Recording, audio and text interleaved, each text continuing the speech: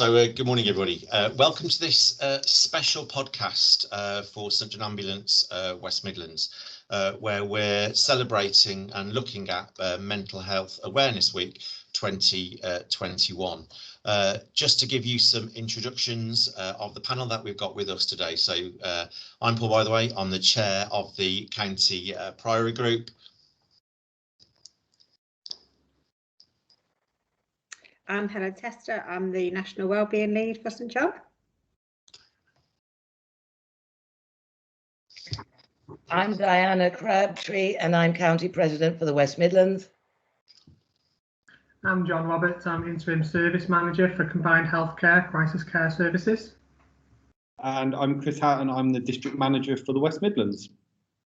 Brilliant. And we're going to have a frank conversation today about the importance of recognising mental health in ourselves, in our unit teams, in our area teams, in our district teams. And we're going to look at how we can help ourselves, help each other, and how St John Ambulance nationally can help. So firstly, we're just going to celebrate and talk about why it's important to celebrate Mental Health Week and the importance for people. And John, I'm just going to come to you first as a mental health practitioner, someone who has made his career out of this, and particularly during COVID. Why is it important to celebrate and to reflect on Mental Health Week? I think not just personally, but there is a personal element as well. I feel it's a protected time for consideration about how you're feeling, about opening up, contemplation to talk to friends, families, to maybe seek support. So for those who are engaged in whether it's a community network or social media, it's kind of there, it's in your face, it's in a positive way. It's good to talk. So it doesn't just give you available options, it's kind of at the forefront of your mind for a period of time. I think it gives people a good opportunity to talk and to tease out where they might be able to get some help from. That's brilliant, John. And Diana, as county president, you know, one of your roles is almost pastoral care. You often describe yourself as the mother of St John West Midlands. What's the importance of Mental Health Week to you? Yeah, Paul, I am a total clucky mummy, aren't I? I'm really interested and have been doing quite a bit of mental health sort of investigating, because it was something totally new to me, if I'm honest. I'm very concerned in a maternal point of view for all our volunteers going back to events and opening up units. They'll be dealing with the general public that is going to be scary in itself. They're going to be possibly having concerns about taking any viruses or anything back to family, and they could be living with grandparents or with elderly parents themselves. So I'm really just more concerned about making sure that everybody has assistance, and we don't just settle for, as I always settle for with my children, I'm fine isn't working with me anymore. I want to make sure that there are going to be concerns, and people need to be brave enough to put their hands up and say, you know what, I am struggling a little bit, and I'll be the first one to put my hands up. And Diana, I think you raise a really good point, and as social distancing, the unlocking of the country comes, people have got to get used to mixing with people again. And I was in a shopping centre on Monday. It was really uncomfortable being so close to people, and particularly our members who are going back out into events. I mean, our members are really keen and eager to get back out. But actually being able to be safe is really important. And Helen, nationally, what's St John doing to be able to support, you know, those sorts of fears that members might have, or the public might have, as they return to events? A lot, really. We're doing a lot of work in preparing volunteers for going back into events, because we recognise potentially how difficult it can be. As you say, that kind of mixing with people. And I think one of the things that I've certainly recognised for volunteers is that it's when you're sat at home, everything can feel okay. But actually, once you get out into that volunteering environment, it can feel very, very different, because we've not been used to being around a lot of people, and sometimes that can trigger something that you think in yourself that you're okay with and you've learned to deal with. But once you're there and you've got all that kind of busyness going on around you, it can leave you feeling quite out of your depth. So we're taking a lot of steps to help prepare volunteers. I've done some video recordings with some other volunteers to help address, how would we deal with that feeling of when we're in an event and we're getting overwhelmed with what's going on. We're also making sure that our support resources are really widely distributed amongst people, so that everybody's really clear on what support there is available and actually where you can go to get that support. Brilliant, Helen. And Chris, from a district point of view, how are we promoting this sense of well-being, this sense of looking after, so St John Ambulance volunteers very often are the first to rush to the aid of people. How are we making sure that we're protecting and looking after our members across the county? For me, if we think about first aid scenarios, most of our volunteers have, first aid training. The first bit of that is around danger, protecting themselves. And that doesn't start just at the point of when, they arrive at the scene of a, first aid or medical emergency. For me, that starts here now in protecting themselves and making sure that they are ready to go on to an event or onto a community operation and deal with what's going to be in front of them. The challenges, that we, the demand that we're going to face over the next few months is immense, because we've really supported the NHS and they want more. But actually what we need to be able to do is push back and say, actually, no, we need to take this time to stop and rest and recharge our batteries before we continue and move forward with going back to events or nighttime economy, etc. And Chris, I think, again, that's a really important message, isn't it, about rest. And not rushing back to do as much as we were doing before, particularly given the year that we've had. And Mental Health Week is celebrating 5 ways of well-being, connecting with people, noticing your surroundings, be active, learn something new. And we know Diana talked about her experience of learning new things about mental health for first aid. And giving back. So our volunteers are in a really great place to be able to meet most of the areas to look at of Mental Health Week, but recognising where they are themselves and emotionally is really important. So Mental Health Week really brings this to a focus. Diana. I've always got something to add, Paul.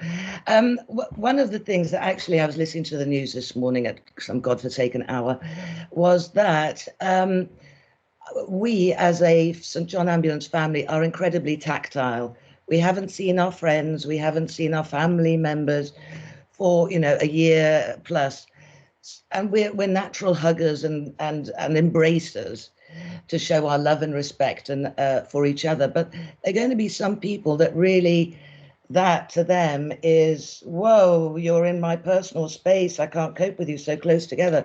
So it was just something that highlighted to me, because I normally am a bull in a china shop, as you know, that whereas I would naturally want to come and obviously hug you, Paul and Chris, and I don't know you, John, but you look a huggable boy as well, and Helen, you're just gorgeous. But I've got to always remember that some people, it's out of their comfort zone, and I've got to listen. So one of the things that I did actually take away from latest training is St John Ambulance loves acronyms.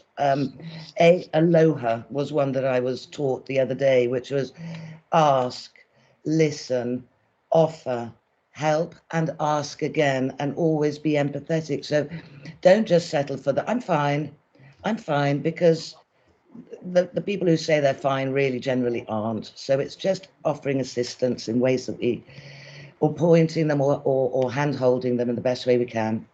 And I think recognising, I mean, we talk about it a lot, what the new norm is for us all as individuals. Helen. Yeah, just going on from what Diana was saying, I think that Mental Health Awareness Week, one of the positive points of it is it promotes authentic conversations.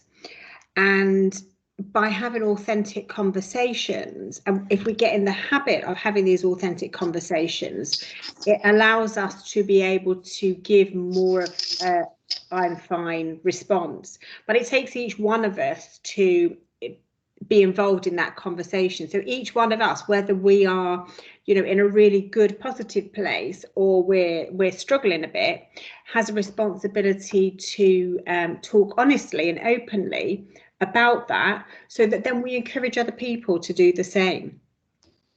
And that's something that I learned kind of mid-lockdown, really, was I'm a great one for being okay and looking after everybody else. But I really started to understand that I needed to be authentic in the way that I spoke to people as well. So I needed to share a little bit of my journey and the ups and downs that I was facing in the current time. And that didn't mean that I had to share everything and give my life story, but it meant just to give people that little bit of an insight into the fact that, you know, I, as much as the next person will have a bad day, I know how to deal with a bad day, but it doesn't stop me having a bad day. And that's the beauty of us being able to speak out and promote conversations around mental health, is it helps to normalise those conversations. And as we normalise conversations, what that means is that when we do hit a difficult patch, we feel okay talking about it, because we've got into the habit of you know, speaking more honestly and openly about how we're doing. And I think that normalising conversations with really good listening, active listening is key for support. John. Yeah, it's just to follow on from Helen and Diana. I think it's important to recognise as well that although we talk a lot about talking and asking for help, there are some individuals who don't find comfort in talking to others. But I think this week, and what we do across Europe as well as having a mental health week, it gives people the resources to use for them, that's individualised to them. It's widely known within males we don't like talking up, although the evidence suggests, and it's there that if we do talk up and start to share our problems, things do get easier for us. However, there are still those who seek help by themselves. They like to use evidence-based resources. They like to go to their own personal toolbox if you can get yourself equipped with one, and that can be as easy as eating right, eating and drinking right, doing the things that make you feel a little bit happier in yourself, whether it's family and friends, or whether it's, I know this week's also linked to nature as well, but doing something which you get enjoyment from. So I think it's very important to also touch on that point, that we don't all have to talk. If that isn't for you, you've tried it, you don't feel some comfort in that, but reaching out, seeing what's out there that you might be able to use for your own personal well-being toolboxes, as a word to put it, that actually you can seek some grace in that. And John, again, and that's really important, isn't it? Because mental health is individual. It's about you. It's about how you feel internally. It's how you show yourself externally, and how you feel internally can be two completely different things. And I do like that concept of toolbox and individuality, and you know what keeps you in your right mental health place. I journal, so I write a journal, well, used to be every night, probably every couple of nights now, where I download my very complicated head onto paper. That's then used as a reflective tool, and opening up for me through the book is really really important. And actually, you know, how do we protect our own mental health? You know, how do we make sure that, if again, the 5 ways of well-being that mental health week is supporting, there are some really simple tools, really simple ways of thinking, connecting with each other, taking notice of the surroundings that you're in, the countryside, you know, all of those things. So let's move on to a conversation about protecting our own mental health. Helen, you had your hand up. I just wanted to follow up from what John was saying around how traditionally men find it harder to reach out than women. But I do think that we're starting to see a shift, and the statistics that I had, I get some really high level statistics from the number of people that use Care First, our telephone support service. And the latest report told me that almost as many men access the service as women, which I found really encouraging to see that, you know, men are becoming more comfortable in reaching out for help and support when they need it. And Helen, just before we come on to personal experience, when I was just doing a bit of reading up on it, and particularly around gender, male and female, so 1 in 6 people are likely to report a common mental health concern: anxiety, depression. Women are more likely to report than men. But there was about 6,500 suicides, of which 75% of them were men. So it is really important to make sure that actually you're aware, you know, going back to being aware of your surroundings, noticing changes in people. And again, we'll look at that a little bit sort of later on about, you know, our role in St John is about looking after people. It's about being able to have that sensible conversation with, you know, why is Paul behaving differently? Why isn't he as attentive as he used to be? And making that the norm, because we are a St John family, and that's what we pride ourselves on. So let's move on to protecting our own our mental health and how we keep well as individuals. Our toolkit, as John talked about, you know, as I said, for me, my journal, my daily or 2 or 3 times a week journal is what keeps me going. I have started running. Not saying I enjoy it, but actually that space and freedom by myself with my podcasts in, and I am looking. I do listen to Headspace. Brackets. Thank you, St John, for supporting Headspace for its members, because it's really important. So, who wants to kick off with how they protect their own mental health? What is their toolkit? Go on, John. Yeah, mine personally is exercise, not to a high level. Since the age of 16, I've always done exercise, and then pre-COVID, first lockdown, I found some solace in going to the gym a couple of times a week around work and childcare, etc. I've had to change a little bit in terms of the mode of exercise. So with the gym being closed, I've just recognised, for me, if I don't get outdoors, get some fresh air, listen to the sounds that are outside, then I feel the negative impact. I do feel a little bit more het up, a little bit more stressed than I usually would with daily stressors. So juggling 3 young children under 10, working full time, etc., home life. So yeah, quite early on, I recognised I need to do something for myself, because I know that if I don't get a release, then I will start to feel a little bit more het up, a little bit more stressed than I usually would. So yeah, mine is outdoors. To help me to achieve that, I just kept embedding the evidence base around that. So exercising in green spaces for as little as 5 minutes a day naturally improves your mood and self-esteem, and doing things in the natural environment as opposed to indoors. And there's evidence to suggest it reduces anger, fatigue and sadness. So for me, to look after myself while still having day-to-day pressures, that's what I've certainly found helpful to me. Tick 1, take notice of your surroundings and mindfulness. John, very well articulated then. Chris, do you do anything in particular just to keep yourself focused? You have a busy daytime job, you have a busy St John job. Keeping Diana and I in check is a full-time job in itself. How do you reflect? How do you keep yourself in a good mental health position? So I think, yeah, previously I took for granted really those opportunities to have time to myself. I think like many of us, we've fallen into that trap of, you know, Teams calls or Zoom calls or, you know, one after the other. And you that time that you had in between meetings where you might have been walking to your next meeting or driving to your next meeting, where you could listen to some music and have some time out has gone.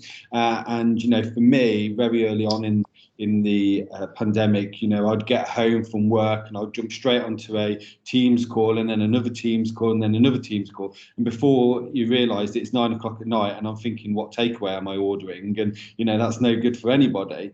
And actually, it was about making sure that I took back some of that time for myself and made sure that I had that opportunity, you know, as John said, to go out. You know, I've lived where I've lived for 6 years, and I don't think I've walked the streets as much as I have done in the past 12 months, you know, and it's been amazing finding the things that exist there, you know, those green spaces that have been there for however long, but I've never known that I've been there because I've not taken the time to go out and explore. I have 2 beautiful dogs, one who is very, very heavy and is on the verge of being put onto an obesity plan by the vet. And so I don't want to be a bad parent. And so, you know, actually it's kind of a win-win scenario for me. I'm getting out into the fresh air, I'm spending time, but I'm also making sure now that my dog is getting all the exercise he needs to shed the weight. So like me as well, actually. So yeah, it's about taking back that time for me and making sure that when I get home, I don't jump straight onto my emails or straight onto a Teams call. I take that half an hour to, you know, go for a walk or do whatever. And then actually cooking as well. You know, it's really easy to fall into that trap of, you know, Chinese tonight or Indian tonight or Domino's tonight, actually taking that time to do some cooking, you know, to switch off from everything at work and focus on myself.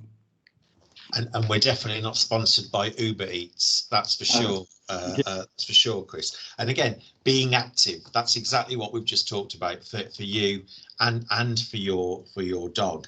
I'm going to come to Diana and keep learning, because Diana, you've done the mental health first aid training course, and you're keen to do the next part of it as well, aren't you, to stimulate that your brain?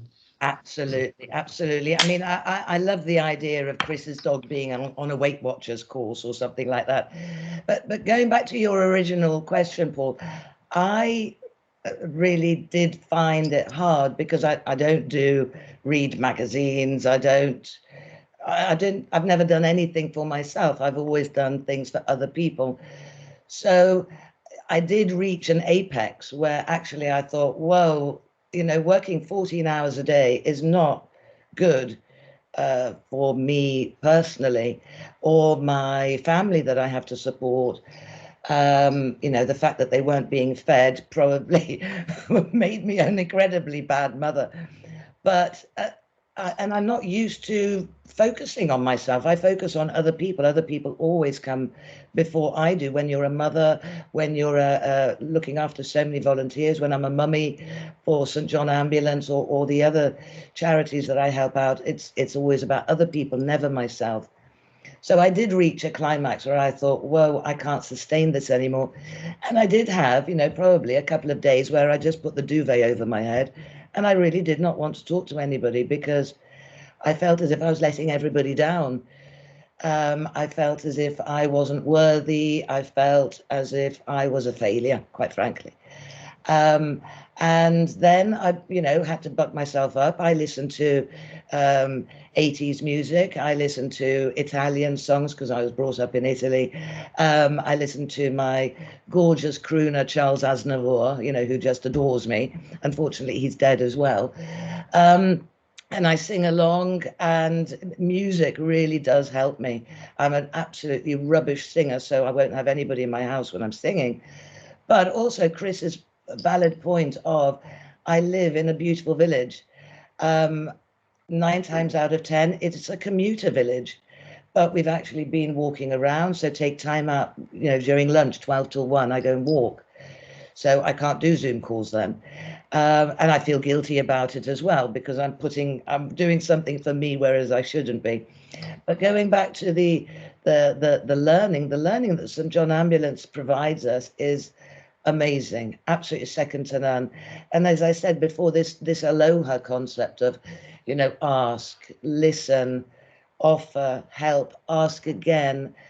Don't just say, oh yes, I understand, because we've got no chance of understanding anybody else's shoes. They have their own journey that they've experienced, and you know, we're not telepathic. But just to assist and be there if somebody wants to help, I think it's brilliant. I love it. And Dinah, that's really around, you know, again, 2 of the 5 areas. Keep learning, but giving something back. But an important message.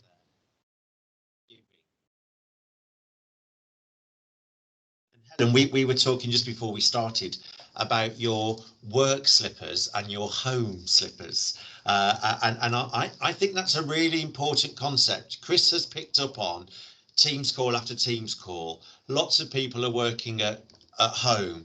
When does work life become home life, become total life, and how to distance or how to split the 2 to keep ourselves well? Yeah, that's a valuable lesson I learned quite early on in lockdown, really, realising that this situation was going to not be over very quickly. I'm one of these people that's worked from home for the entire period. So March last year was the last time I was in the office. And I realised I had to find my differentiation between home life and work life. And one of the ways that I did that was to have that kind of that physical change. So I still dressed for work. I still, whilst we, you know, we all go on, you know, with our comfortable footwear, like Paul said, I've got 2 pairs of slippers. I've got work slippers and I've got home slippers, because I wanted to make that differentiation between what was work and what was home. And look, you know, automatically when we get home from work, we take our work shoes off, don't we?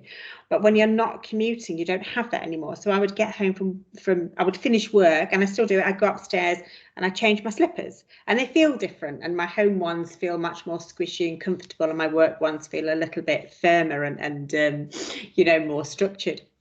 But I think you know, that one of the ways that you know, when we think about looking after our own mental health, and I learned a really valuable lesson quite a few years ago now. I was a little bit like Diana, you know, I was there for everybody. I did everything, and everybody else was my priority, and my needs were very low down, and I probably didn't even recognize what my needs were. And I hit a bit of a wall. And when I hit that wall, I learned that I had to begin to recognize what my early warning signs were. What was it that was showing me that I needed a break, that I needed to invest in time in myself? Because actually, if all I ever did was do stuff for other people, the more I did, actually, the less I was able to do it well, because you drain yourself of everything. And so I learned that I needed to actually look after myself first, to fill myself up, so that then I'm better able to reach out and to support other people. Now, I'm not to say that I'm perfect at doing that all the time, and actually having this conversation, I'm recognizing that I'm on that tilt again. I'm on that tilt where I've been doing a lot for everybody else, and actually I need to draw back a little bit. I need to invest a little bit in myself, because actually by investing in myself, it helps protect my relationships as well. And I think that's where we start to see the cracks. When we're not looking after ourselves well, it starts to show in the people closest to us, because those are the people that bear the brunt, you know, of our stress and of our, you know, our difficulties, really. So I'm aware of that right now. I've got time booked off at the end of the week. I've got 5 days off, just for some time out for myself. When I have that time out, what do? Stuff I do every day. Every day I go outside, I walk or I run or I swim, I get some activity in, because if I don't do that, I know that I'm not going to function well during the day. This morning before we started, had to get up super early because we were starting at 9. So I was up at 5:30. 7 o'clock this morning, I was out running. It was hard work because I was tired, but I did it anyway. Got home, did a little bit of spinning, and now I feel really energized and really fresh and really ready for the day. But actually, if I'd not done that, I would be feeling a little bit lethargic right now. So that's probably my absolute go-to, is getting outside and having some kind of activity in my day. And I think, Helen, just before John comes in, that the important bit that I heard there was recognizing your own triggers, and that's a trick within itself, isn't it? You know, Diana's I'm fine is our external mechanism when we're not fine, and actually knowing I'm having a bad day today and embracing that bad day rather than fighting against it. That concept of mindfulness, that concept of well-being, and allowing that to be a normal feeling. And then doing things like you said. I'm not sure spinning at 7 o'clock in the morning is something I do, but I get with the concept of it. Yeah. John. It was the same point as yourself, really, Paul. It was just linking back to the toolbox I talked about. It's around wellness recovery action planning, so it's called a RAP plan. It's most of us don't tend to put one in place for ourselves until something's gone wrong or until we've recognised, and that's fine. It's the hope that we then use it going forward, but I think it's good for those who are feeling okay. And I don't know if it has been mentioned yet, but in terms of it is okay to be okay, as well as it's okay to not be okay. It's about putting plans or subtle things in for ourselves within our daily lives to recognise and reflect when things might not be going well, might not be going okay. What do we then do about it? And if we do have one of them plans for ourselves, however small or large it might need to be, then our chance at not struggling with our mental health is much improved. And John, you know, being okay or not being okay are both really important concepts of mental health, and particularly as we come out of COVID into this new world of, do we shake hands, don't we shake hands, do we hug, don't we hug, you know, what are the new boundaries that we have as individuals? I guess sort of, John, you know, like we said earlier, you're working in this full time. You know, what advice would you have? What are there 2 or 3 elements of the toolkit that you would say to people, and our members listening who are really keen to get out and start doing the events, but they're a bit scared? Are there 2 or 3 sort of top tips really around think about, do, you know, particularly around the toolkit? Yeah, it comes down to what you used to do pre-COVID though as well, because we have identified that there are those who don't have much going on in their life pre-COVID, and now we're coming out the other end of it, and they feel an expectation to do things, or people around them are saying they're then going out for a meal and they are seeing family and they can't wait for them things. But there are those in our society who sadly are recognizing that they haven't got something to go to, so their mental health is impacted as a result, thinking, actually, I didn't have much pre-COVID, what have I got coming out of COVID?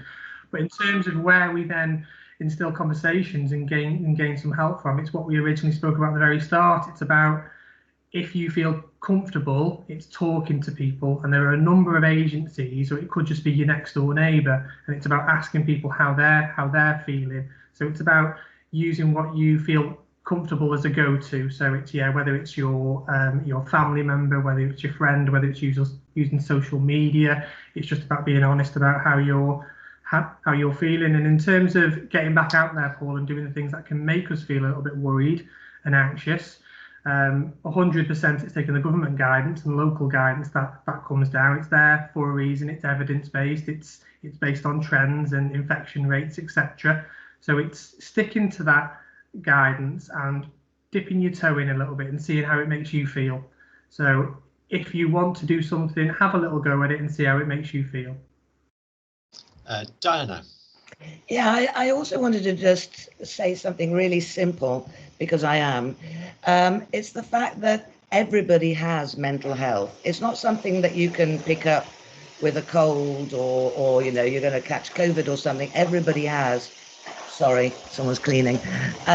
Everybody has mental health.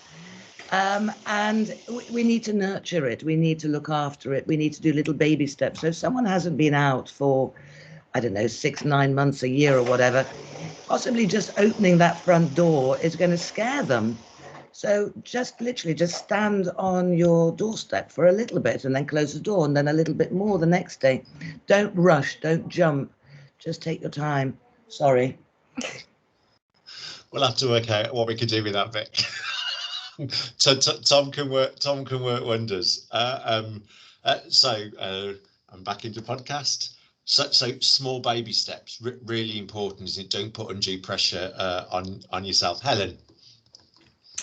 Yeah, if you head to the resources pages on Connect within Wellbeing, we actually created a little activity to help people with this, and it's called a personal roadmap. So in the same way that the government created a roadmap for coming out of lockdown with various different sort of key stages, this is around actually doing this for yourself. What are your key stages of coming out of lockdown? And it's just aimed to help people kind of consolidate their thoughts and get a plan together of actually what they feel comfortable doing. So everybody's roadmap will look, you know, different, but it goes through those different stages, sort of in line with the lifting of restrictions that the government have put in place to try and help that feeling of being completely overwhelmed. Because I know for myself, you know, when the government launched the roadmap after Christmas, I felt completely overwhelmed at the thought of suddenly living a life without restrictions. And I had to stop myself and just think, well, hang on a minute, it's not all going to happen overnight. So let's actually work on a plan to start to reintegrate ourselves back into life again. So I think it's a really helpful exercise to actually consider, what does it look like for you? What are your personal stages? Like Diana said, you know, some of us need to take those really tiny steps, you know, because some people have not even been outside their houses for the last year. So it's just taking those steps that you're comfortable with that kind of help you on that journey out of a life of restrictions. And you using the roadmap and going back to John's point around the government advice kept us in. The government advice is now getting us out, and trusting in the same advice that you're being given and managing your own expectations of it through using the roadmap through baby steps is going to be really important for the public and for our members. And I guess, you know, we're coming to the end of our podcast, and I think the important bit for me that I've taken away is individuality. Recognise your own journey. Use our tools on Connect to try and help you to recognising that there can be group or it can be individual, picking up on John's point at the end. But overwhelmingly, the district team and the national team are all here to support our members returning to volunteering that they have done for many years. And if we go back to the Mental Health Week, 5 ways of well-being, but all of them other than giving. And our members give every time they go out either on NHS events or they go out on or the youth work, you know, taking that step forward by being a member of St John, giving back to your communities, puts you automatically on a step to good, positive mental health. I really hope everybody, Helen. Yeah, I just wanted to do a quick signpost to the support that is available through St John. So it can all be found on Connect. But just for people who want to know exactly what we've got Care First, who are our telephone support service. They offer free and confidential emotional support, but also advice and information as well, and they can be contacted 24 hours a day, 7 days a week, and they're really great if you're you know, you're having one of those days where it feels overwhelming, you're not quite sure what to do, you can just ring up and speak to one of the counsellors and get that in the moment support. But also, if you've got something that runs a little bit deeper, you know, you may have recognised something, particularly in lockdown, you might have noticed issues within a relationship, or you know, it might have triggered something else, you might be grieving for somebody. You can have some longer term counselling through them, so you can have some sessions of telephone counselling with them as well. But also they can give you, their information officers can give you advice and information around anything from pretty much any of life matters really, financial advice, benefits advice, debt advice, legal advice. And I think sometimes those life issues can sit on top of the deeper emotional issues, and so we need to deal with the life issues first to make space for them to us to actually look at what else we've got going on. So they're great people to call. Their number, you can find that on Connect, but if you're listening and you want to take it down, it is 0333 212 7578. And then we've also got our on-call chaplains. The chaplains are great. They offer pastoral and spiritual care, but also they are all experienced listeners. They understand life, and you can just give them a call. I like to think of them as that sort of friendly St. John arm around your shoulder if you just want to chat through with somebody some of what's going on in life and try and make sense of it. They're great people to talk to. And then we've also got our HCP friends, and they're really valuable in if you've been exposed to a clinical situation that's left you feeling a little bit uncertain, or you kind of want to check back in, did I do the right thing? You know, you've come away from an event and you're thinking, gosh, was that the right thing that I did? That they're all St. John clinicians, so they're great people that you can have a confidential chat with as well. So I'm not going to bombard you with numbers. All of the details can be found on the support pages of Connect. Thanks, Helen. And John. Thanks, Helen, for that. I just wanted to give a mention as well to those who are struggling with something they might see as a little bit more of a serious mental health issue, whether it's, some people don't like to talk about it, but whether it's you experience thoughts that life isn't worth living, or you've got grave concerns for someone who you know in the community. There's also support out there 24/7 across Staffordshire for those who, because just listening to what you're saying there, Helen, about there's help for everyone for everything. And I do know for the people that I work with, quite often some people don't access them areas for support because they feel I might have gone past that, there isn't any help for me. And then when it does become, it goes down the road of whether it's going into a medium-term mental health issue to impact your daily functioning, that's at the point where someone desperately needs to seek some support, desperately needs to reach out and see how it feels for them. So yeah, it was just to make it known across Staffordshire there is 24/7 mental health support for everybody. That's great. So really important to reach out, our St. John members, and if we recognise people in the community who are struggling. So thank you to John, Helen, Diana and Chris for supporting our podcast. I hope people are listening and have found it useful. Lots of really helpful ways to support your own mental health in the future. Thanks everybody for listening.